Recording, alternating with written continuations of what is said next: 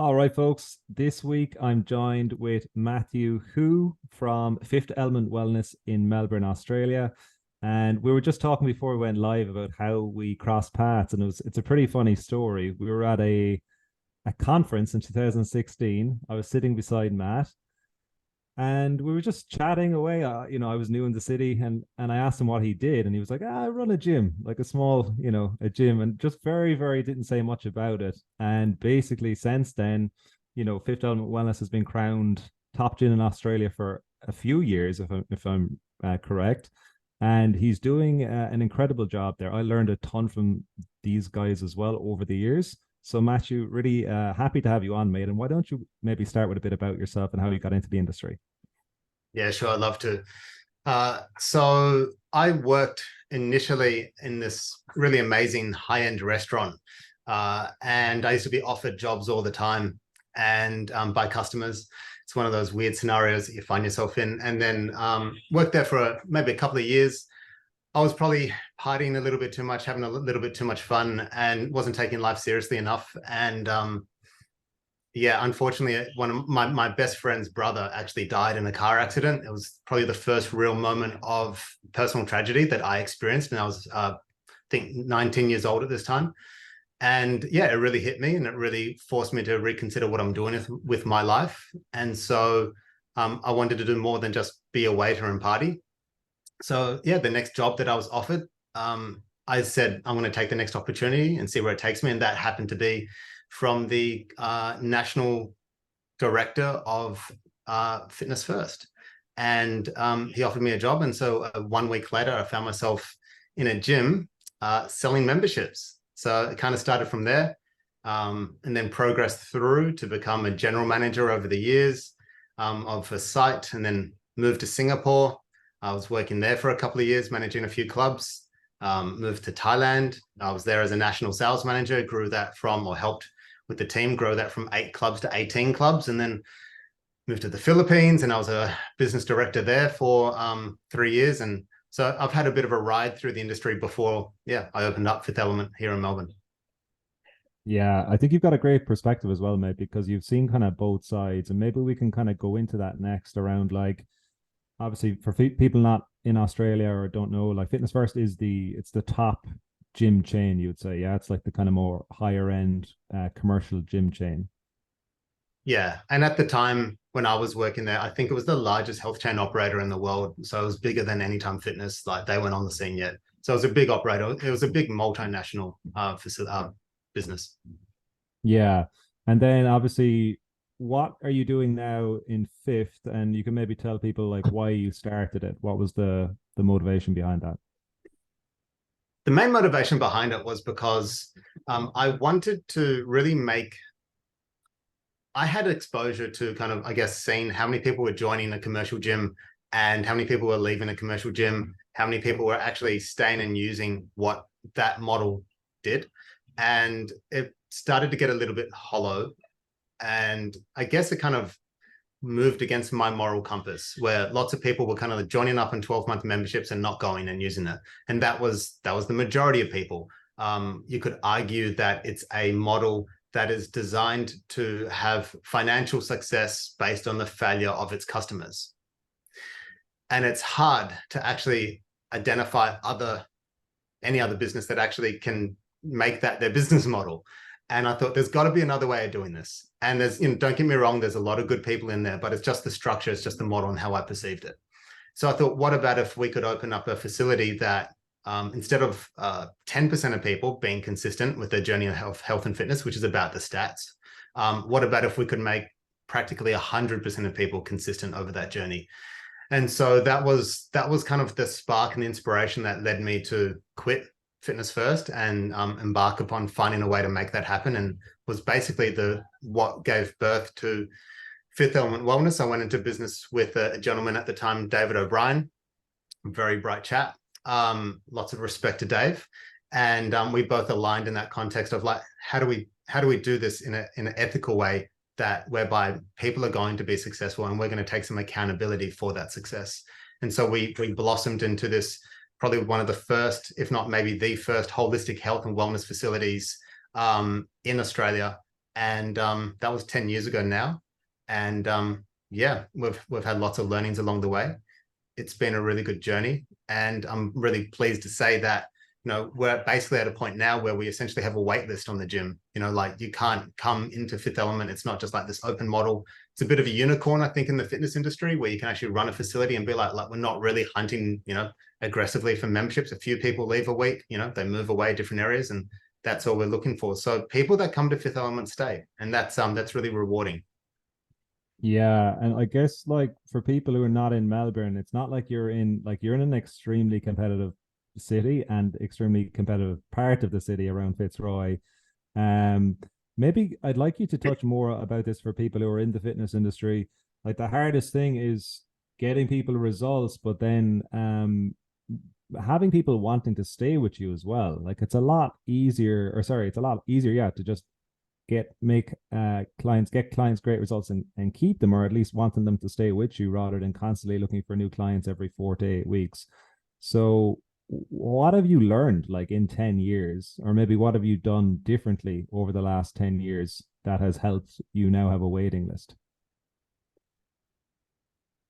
Being really transparent with people that we're the place you come to if you want to be held accountable and have support. I think we're dealing with people, it's not the classic bodybuilder sort of scene. So like our clientele that we service are largely general public. They're high functioning office workers, and essentially they've kind of neglected their health and fitness for their careers largely. They put other things first, aside from themselves. Usually it's the career, maybe their family. And so we've built a model whereby our classic member comes on board. They get obviously access to the gym, the yoga studio, the sauna, the cold tub, all the features and facility. But that's not what's special. What's special is the fact that they have a coach that's working with them one-on-one from the outset. And we have this as part of our agreement. Like we understand that anyone can start a journey of health and fitness. It's really easy to do it for, you know, 2 weeks, maybe a month or 3 if you're lucky. But everyone pretty much falls off the wagon. And even coaches, the best coaches, all have coaches. And so just having that transparent conversation with people, I'm the owner of the business here. I know what I'm doing. I have a coach. And it's a common thing that I see in the industry, that anyone who's good at what they do, they have a coach, and just being able to pass it along to the client when you're speaking to them and help them identify what are the things that they've done in the past in terms of like, what is the nutrition plans that you've tried? What is the exercise, gyms, fitness things that you've tried in the past? Like, why haven't you been successful? And every time I move into that conversation with someone, it nearly always boils down to understanding that they haven't had accountability. They haven't had support. And just understanding that, like, cool, we can continue to go down the same path you have in the past of like having a new nutritional program, a new bell and whistle, or a new fitness program. But if you don't have somebody that holds you accountable to that journey, it's just going to be this revolving door of downhill momentum.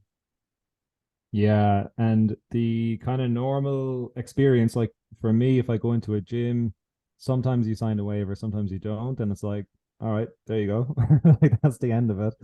Yeah. Like obviously I'm a coach, so that's fine. But I think for people who have no idea what to do, it's like you're not going to succeed in that type of model. So could you walk me through, like, I'm a new client, I'm a 40-year-old guy, I've got a stressful corporate job, I've got maybe 1 or 2 kids. What happens like day one up to kind of 12 weeks in with you guys? Yeah, I think probably the most important, like starting from day one for me, is actually the sales consultation. I think it's super important that that is done more from a health consultation perspective, where and the reason why I want to talk about the sales consultation is because my belief and my experience is that if you get that right, it sets up the rest of the journey, because now the expectations are aligned.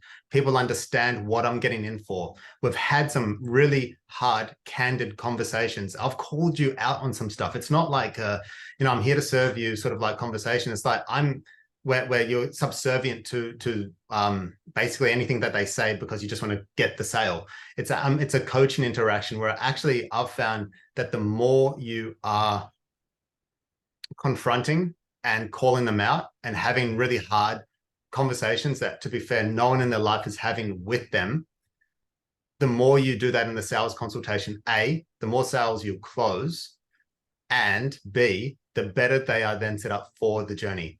And I've seen that because I've had other people step in and do the sales when I haven't always been around, or I've trained them up. And there's a noticeable difference between if somebody's just order taking versus like creating those really strong expectations from the very, very beginning. Now, when somebody moves through that process and they're aligned and they understand what they're in for, they then move into a new member assessment. That's a 90-minute comprehensive assessment. We go through obviously biomechanics, where you're tight, where you're weak, flexibility assessment. We do a holistic review. So we're looking at everything from somebody's sleep quality, energy levels, obviously covering nutrition, digestion, all those facets. And so we take this 90-minute comprehensive overview to then distill down for them, which is quite complex, and distill it down to like 3 simple things. Here's your next 4-week exercise, nutrition, and lifestyle plan. And we'll make that plan based on wherever you're at. We definitely have learnt that throwing somebody into the deep end is a really great way for them to just sink and drown. And that long-term sustained change, in my belief, anytime you want to create long-term sustained change with somebody, you need them to do less than they're capable of. If I give them something and they look at it and they're like, oh, I can do that. Like, that's easy. Yeah. Is that all you want me to do? It's like 100%. This is where we start. Can you do that? They're like, yeah, of course I can do that. It's ridiculous if I couldn't. It's like, great. It's still progress from where they're at, but it's just so easy that it just becomes adopted and becomes a part of their routine. So they do the new member assessment. They get the 4-week plan. They work with a personal trainer once a week. Some people upscale that to do 2 or 3 PT sessions a week. It depends. And then once a month, so every 4 weeks, let's call it, they then come back in for a consultation where we reassess what's worked, what hasn't worked. And we might be we will definitely be looking at some sort of body measurements there, but also like over the past 4 weeks, how's your sleep been? How's your motivation levels? Are you hating what we're doing? That's an important thing. I'm not saying you're always going to love everything you do, but you can't hate it for too long either. How's your digestion? We touch on all these aspects. And then we distill all that information for the half-an-hour consult, and then we design a new 4-week plan. And then we rinse and repeat that basically ongoing, Connor. Yeah, man, I love that so much. I also like how that initial like sales call or enrollment call, that's the first coaching session, really, like, so you're setting the frame of like, this is how we do things here. And like, versus, like a lot of the fitness industry is, yes, I'm going to give you this ridiculous outcome in 4 weeks, and it's a lie. And then the person is shortchanged, no one gets results, and it's just a lose-lose for everyone. So I really like what you said there. I'd love to, like, obviously 10 years. This is similar when I did an apprenticeship with Matt at Fifth Element Wellness in 2016, which was like, I was like, wow, this is like a world-class, the system, the approach that they're using. What patterns have you seen in 10 years? So like you're saying you analyze sleep, energy, nutrition, digestion, I guess overall stressors, what's going on in life. So like, are there any, if there was like 2 or 3 nuggets that, for your kind of avatar, busy guy or girl in their 40s, we'll say, are there kind of, 2 to 3 nuggets that you're like, most people need to dial these things in, and that solves a lot of the issues that we see? Yeah, it's interesting. COVID's definitely changed the landscape a little bit. So mental health has become a real thing. People have definitely become more aware of the benefits of exercise around from a mental health perspective. Like when I'd meet with people beforehand, occasionally would get mental health. Now it's very, very common in terms of like when somebody says why they're here, some of the results that they want to work towards. So we've definitely seen that dial up. And so I think part of that, if I talk to that point, is making sure that we are helping the person prioritize themselves and keep them on point with prioritizing themselves versus their career or their family or others. A little bit like the analogy of put your own oxygen mask on first, and making sure that we're helping to regulate the central nervous system through activities such as yoga, like using the infrared sauna, applying strength training methodologies that aren't just frying somebody to a crisp, or repping somebody out to volume's sake where they just end up busting ligaments and tendons. So, you know, some of the trends we've seen are the surge of like F45, the churn and burn, that's breaking bodies. And now I'm getting a lot of people, I have for a while been coming from F45. It's been like, that's not sustainable. I couldn't keep doing it. You know, I'm not a professional athlete. It's not just like smash my body all day. You know, CrossFit, same sort of thing, right? But from an internal perspective, mental health been a big thing. And I think having somebody hold you accountable to keeping your self-care as the highest priority is amazing how beneficial that has been, and probably not something that we were focusing on quite so much when we first opened, but a trend I've noticed. Gotcha. Okay, so mental health, definitely there's an uptick there, but really it comes back to prioritizing yourself first and foremost, and then having someone keeping you accountable so you actually follow through with that. It's all about accountability. Like whether you look at fitness routines, nutrition habits, you know, all the wonderful self-care things like meditation and morning routines, sleep, like it's all these buzzwords these days. It's become popular. Holistic health has become popular, right? But if somebody's not holding you accountable to doing those things, most people won't do them. Yeah. I'd like to shift gears into staff, because in the fitness industry, it's a hard one, it seems, to keep good people. And I guess what I always noticed with you guys is the amount of hours you invested in your staff was pretty much non-existent anywhere else that I could see in the industry. There was, I don't know, 2 hours of staff training where you're literally getting mentorship and then staff coaching session. Like, it was absolutely amazing, guys. Like, for those of you who don't know more about Fifth, are you still doing that? And then how do you keep good people within the business? Because that must be challenging in the fitness industry. Yeah, it has been challenging in the fitness industry. I think at the end of the day, as long as a coach, like anyone working any job really, if they have a career path and they can see where they're going, it's mapped out, there's a structure attached to it that is reasonable and realistic. It's motivational, that aligns to their personal goals, and you're supporting them along the way. It doesn't matter what industry you work in. I think you're going to stick around for that journey. And what happens is most personal trainers don't have, or most people in the fitness industry don't necessarily have that map. No one's bothered to put the time, energy, and effort into it.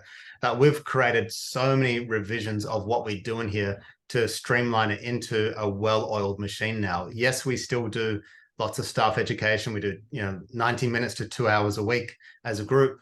We, every single coach gets a one-on-one mentoring session every week with the fitness director.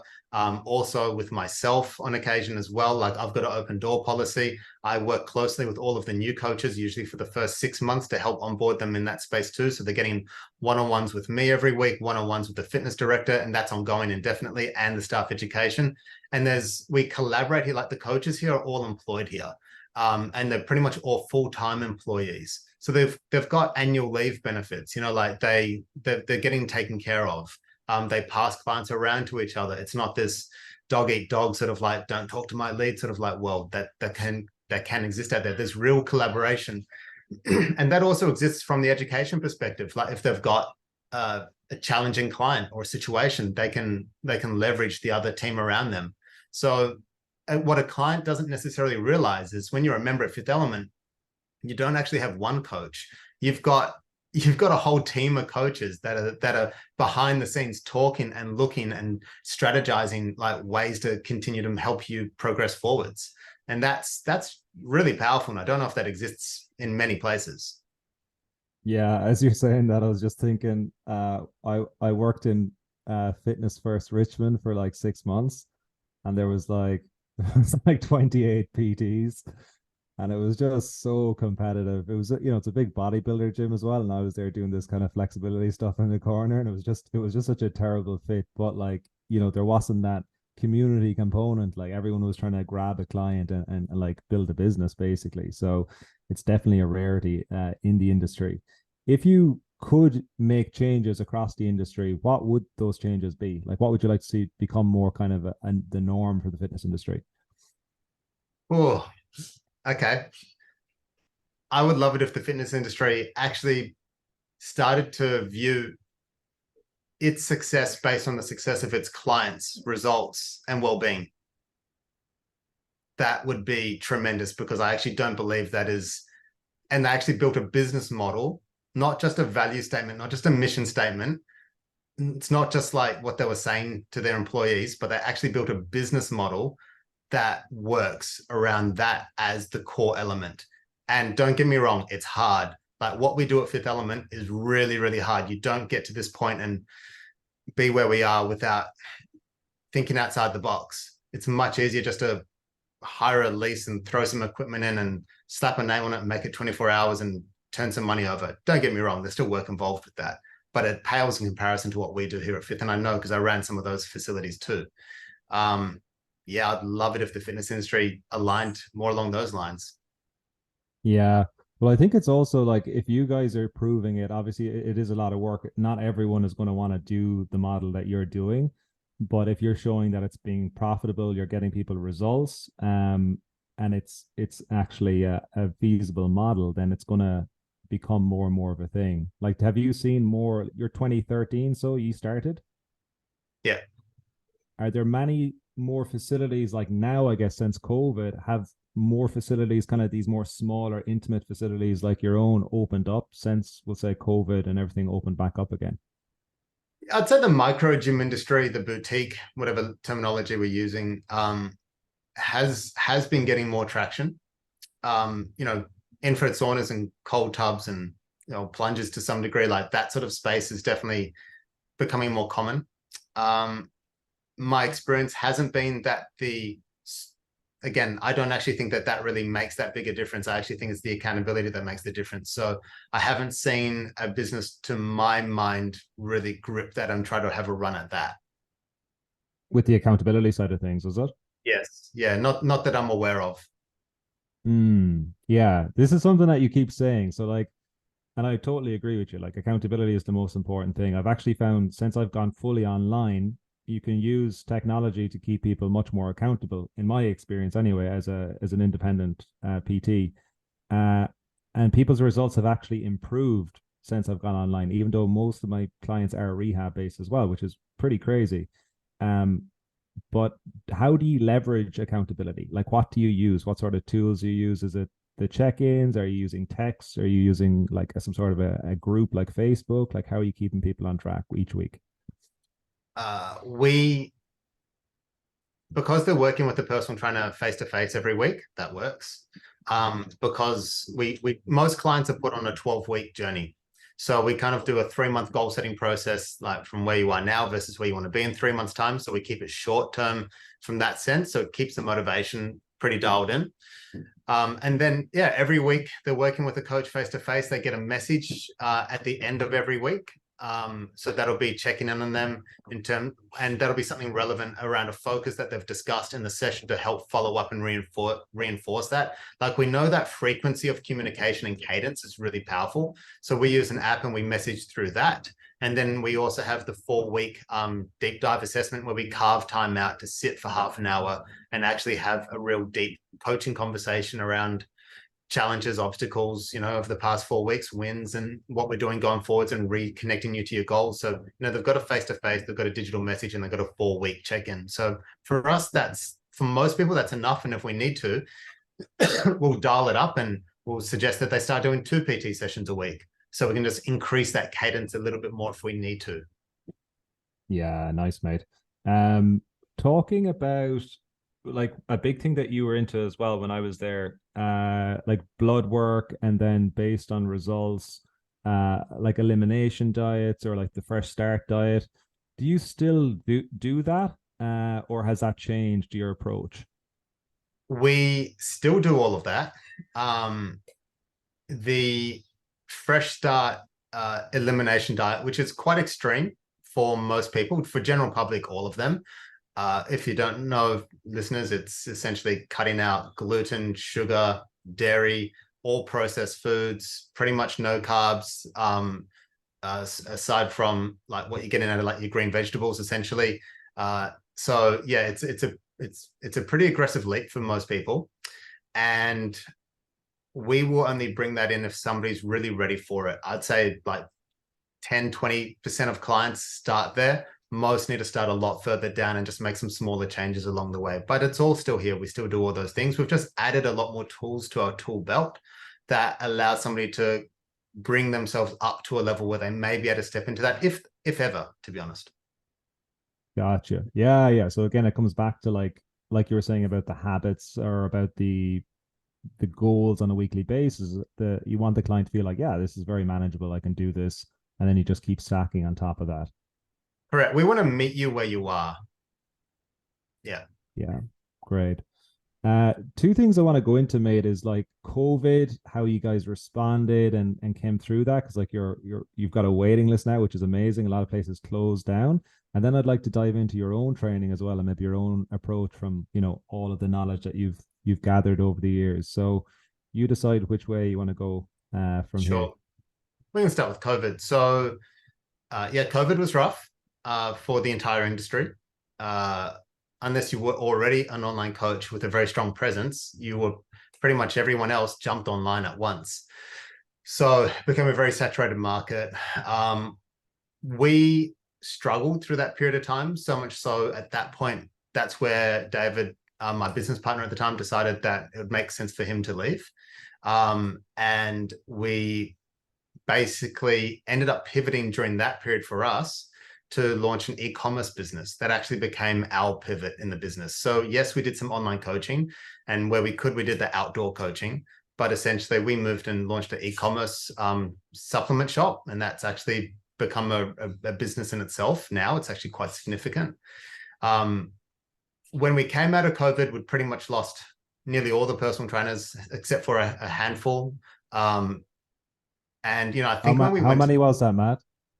yeah, How I many think coaches? we went into COVID with I think it was about 12 PTs, and we came out with two of the existing, or three, maybe three of the existing PTs stuck around. And I don't blame them. Like, I'm not one to cast stones. In Melbourne, essentially, we were closed basically for 2 years. That's a very long time. There was so many opens and closes.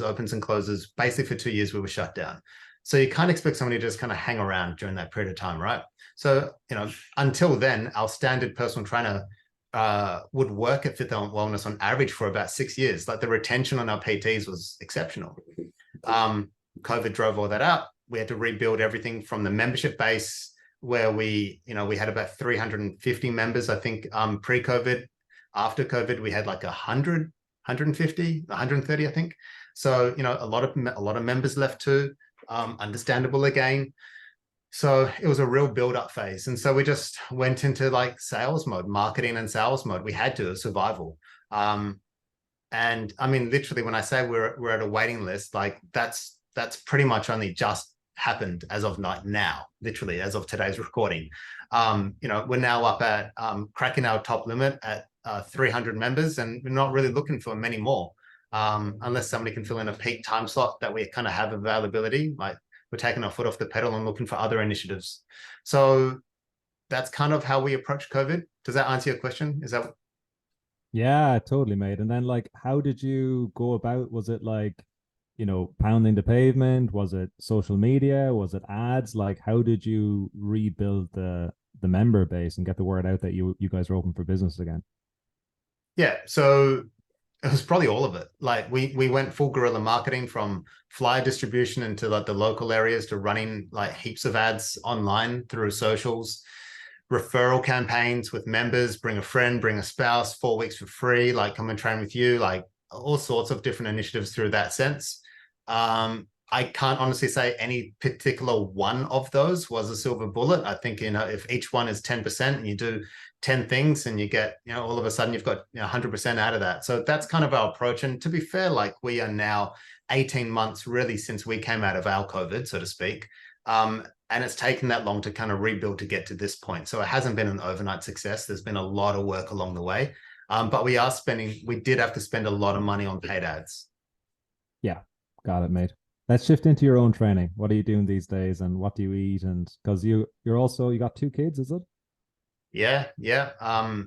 42 with just turned 43. So 43 with a 10 and a 10-year-old boy, 7-year-old girl. Yeah, absolutely the love of my life, my kids. So, time's precious. I kind of have two businesses now, between the supplement business, e-commerce supplement business, and running Fifth Element Wellness, and two little ones. So for me, my main focus is these days about the big change for me has been about working in more than working out. So I've incorporated a lot more yoga. I have a daily qigong routine. Like these are the things that I've found that have actually been more beneficial for me. As you know, I'm not a spring chicken anymore. I don't have hours to roll out and do all these, I guess, other aspects that maybe somebody with a bit more time could or would or wants to. So I've got to be very mindful about what I do. So I strength train 3 times a week. I usually get in cardio once to twice.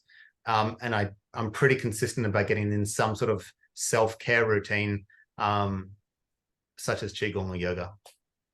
Nice, mate. And then food wise, are you on any sort of a approach, or is it more, yeah, what's your diet and kind of supplements if you're on supplements or anything like that as well? Yeah. Well, I run an e-commerce supplement store, so I'm on a few supplements. Uh, but if I talk diet to start with, look, I'd say I'm on a 90% clean diet. Don't really have any processed foods often. I'm pretty much gluten free. You know, I don't really. I've come from an Asian ancestry, so I don't tolerate dairy too well. So it's a pretty clean diet, largely meat and veg with like 1 meal of carbs throughout the day. And I say 90% because I have a bit of wiggle room on the weekends with the kids in particular, where there's a social dynamic where it actually makes more sense to relax a little bit there. There's less stress about that, and I want the kids to connect to some of their heritage, which does step outside trying to follow a complete clean diet all the time. Yeah. Yeah, I love that, mate. Like that's really coming across with everything that you're talking about is, you've got pillars that you're teaching and you're applying to your own life, but it's also like there is, 10%, 15%, whatever you want to say, to just be like, yeah, we're going to have whatever because it's a Saturday or it's a Sunday and that's okay. Versus like, oh, this isn't within my macros and you're having a panic attack, which I think can be an issue when you get too obsessive with food as well and can kind of backfire in a lot of circumstances. Yeah, I'm really mindful with that with kids. And I've heard it a lot. I've seen it a lot. The more extreme you are, so to speak, where you're trying to impose a certain aspect into I think a child that you're bringing up, the more chances are that they're going to want to explore the other end of that spectrum at some point in their life. And I'd rather do it a little bit more controlled, where it's no longer this crazy wild thing, an exciting thing. It's kind of like, no, I've tried it. I've tried that. I've got some association with that, and I don't want to. Versus this big mystery and wow factor of chasing something like that. Yeah, and the part you met about working in as well, I think that's a like even from a food compliance standpoint, because if you can manage stress better, you're not going to, maybe overeat or binge or anything like that. Like personally, I was very stressed last year, and I actually did the carnivore diet in 2020 for 12 weeks, 100% compliant, because I had a really bad, very bad mouth ulcers. So it fixed them. Amazing. I had mouth ulcers for 8 months. It was horrible and it completely fixed them. But then I had this like, swing the other way where it was like, oh, now I can eat everything. And then I went, over the top with everything. And I was struggling with like binge eating basically. And then this year I started doing a lot of Latin dancing just as an outlet essentially. And all of a sudden that the need or desire to kind of overeat or because I was using it as a pacifier for some reason, it just completely disappeared once I started doing the dancing. So a lot of times you have these kind of stress management tools, and then you don't feel like you need to overeat. Do you find the same with your approach, like from the more you focus maybe on mindfulness and the working in that's had impacts in other parts of your life? Definitely. Definitely. I think it ricochets into being a better leader within the team.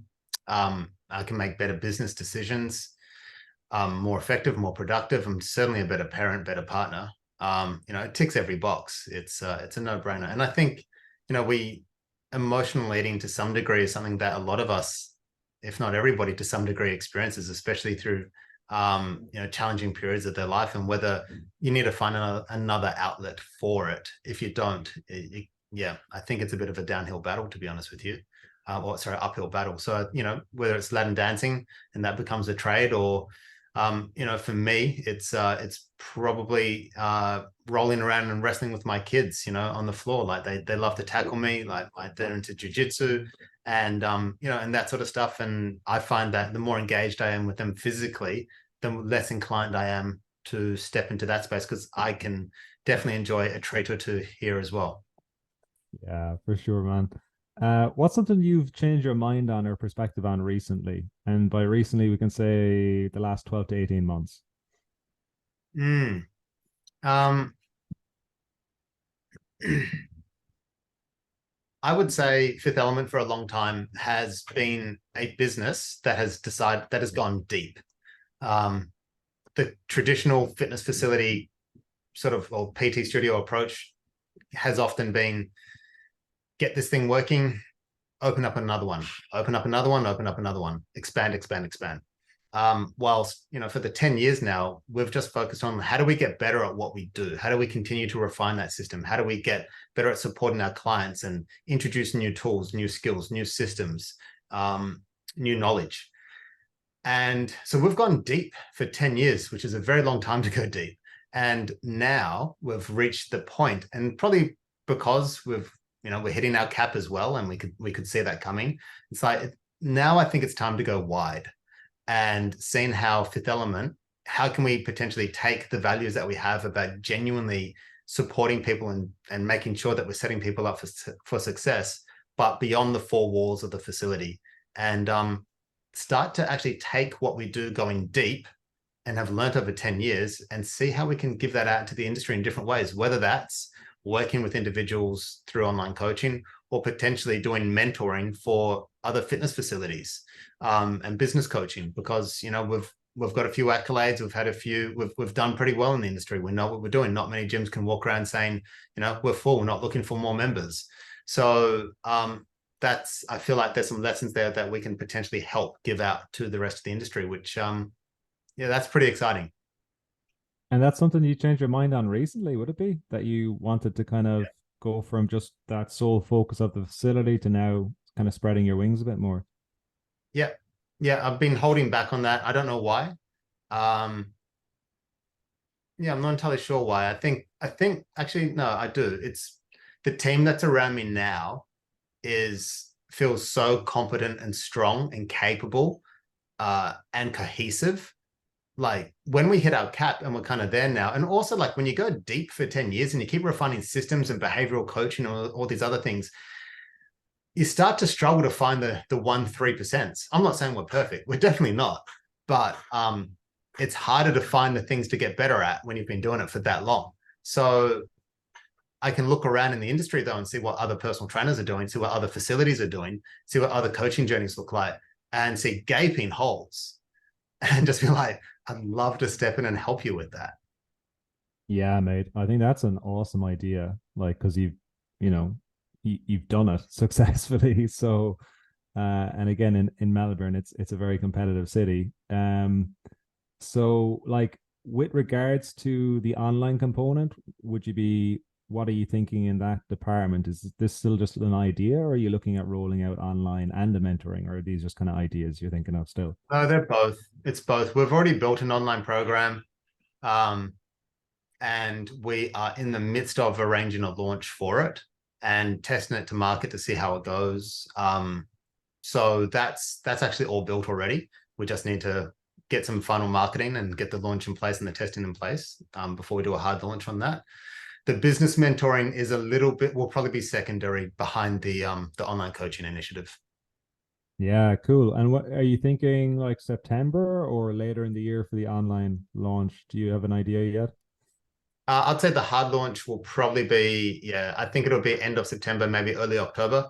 Um, and the business coaching. I mean, look, one thing I probably didn't touch on is when I worked for Fitness First, I pretty much kind of made a career of most of the time going into countries and clubs that were underperforming and kind of like working with the general managers of those clubs and countries to kind of like get them up. So I'm kind of pulling in a way on an old skill set with a new understanding and a heightened understanding at a ground level. So I'm really looking forward to getting back into it. It's kind of like an old familiar, but from an evolved perspective. So yeah, I'm looking forward to getting back into that. I think that'll be a next year thing. Cool, man. Yeah. What's your favorite parts of the roles? Because you're wearing a lot of different hats. So, like, what's the, on a weekly basis, what do you love to do most from a operational standpoint? Uh, I really enjoy strategy sessions. I really enjoy coming up with solutions to challenges and problems. I can sit for hours and with a team of people and collaborate, or somebody and riff around a scenario and come up with like some incredible solutions. I love doing that. That fuels me. And like if I get a little bit more localized, like what I like is I like the people I work with. Like I find myself in this really unique scenario, kind of where I pinch myself because I'm trapped between two things I love. I have this incredible affection for my family and my kids. And when I'm with them, I absolutely love them to bits. And then when I'm at work, I just love what I do here, help people, help the coaches, build great systems, solve problems. And then all I do is ping pong back and forth between those two things. Like I'm trapped between two things I love. So that's really a nice place to be. Yeah, and just as you were talking about like not scaling as well, I've actually talked to quite a few people with, considerably big businesses over the last 12 months. And a few of them did say, like, if I was to do it again, I wouldn't have tried to grow as much because I got to a certain point and I was like, that was great. And then it became, the business starts owning you. So it sounds like you found that sweet spot, mate, which is really good to hear. Yeah, so I'm really mindful of like the next steps we take will be done in a way that don't erode that. Yeah, for sure. Uh, let's talk about 1 to 3 people that come to mind when you think of mentors maybe or people you've just found who've been very influential to your life to date. Mm.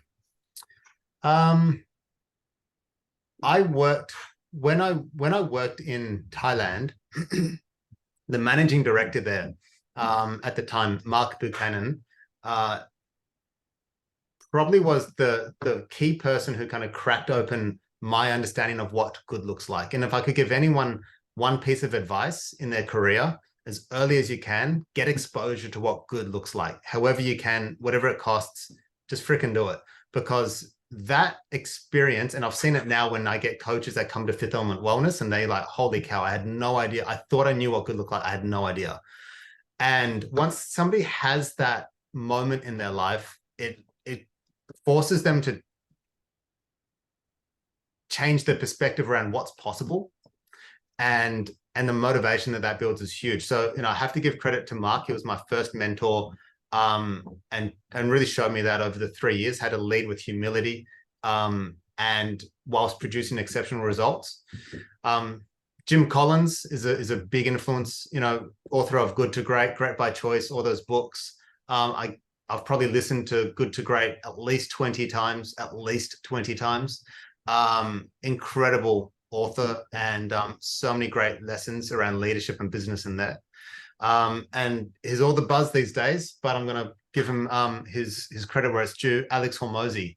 I've spent a lot. I'm in his mastermind at the moment, or the Gym Launch Mastermind at the moment, and yeah, it's been good. It's very, very insightful. It's like I said, all coaches have coaches, right? So I have a coach within Gym Launch, and that's been very insightful on other ways to do things. Some stuff maybe isn't exactly us and how we want to operate, but some of it has been a new paradigm shift there. Great, man. Yeah, Hormozy broke the internet at the weekend, I think, Didn't with he? his launch. Yeah. He's a machine, man. Yeah, awesome, mate. That's great. So let's jump into some rapid fire just to finish up with. So given the choice of anyone in the world to sit down for 2 to 3 hours and pick their brain over dinner, who would it be and why? This is probably a bit personal, but if I'm honest with you, it'd be my stepfather who passed away when I was like 20 years old. I never got to meet him as a mature adult. I'm 43 now, so that I wouldn't. Yeah, I'd trade anything to have that time with him. Yeah. Uh, Next one is what's your greatest accomplishment to date and why? Uh, Being trapped between two loves. Yeah, man. Family and business. Yeah. Doesn't get better than that. If you can make them work for you, It's the best thing in the world. Like, I don't want to go and do anything else. I'm not even attracted to holidays, if I'm honest with you. Like, I actually don't really want to go on holidays most of the time because it's not as good as being at work, and it's not as good as being with my family. Yeah, man. That's great. Uh, Book or books? Now, you did mention good to great. Any other? Let's maybe talk about a fitness wellness book, and then fiction, if you can think of a good fiction book as well. Name of the Wind Oh, is a yeah. great fiction book. Yeah. Uh, Supple Leopard, great book. Yeah, Um, and yeah, anything Jim Collins. great. Last question. If you could put something on a billboard in somewhere like Times Square to reach millions of people, what would you say and why?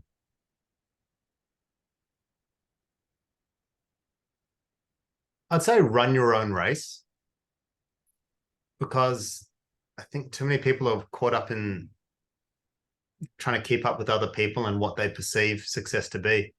And I think more people need to be more introspective. And if you actually know what's important to you, you can put your blinders on and live your own life and be very, very happy. That's great advice, man. Like I've done a lot of these podcasts, and I think that's one of the best I've heard. Very, very nice. Thank you. So, mate, I really appreciate you taking time. You've got a lot of stuff in the pipeline, but where can people go to learn more about what you do, what Fifth Element Wellness do? Like, where are you most active online?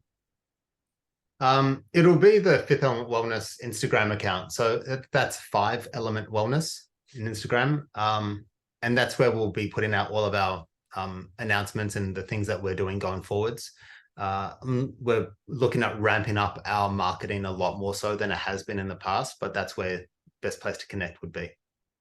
Great, mate. I will link all that in the show notes. Okay. Thank you.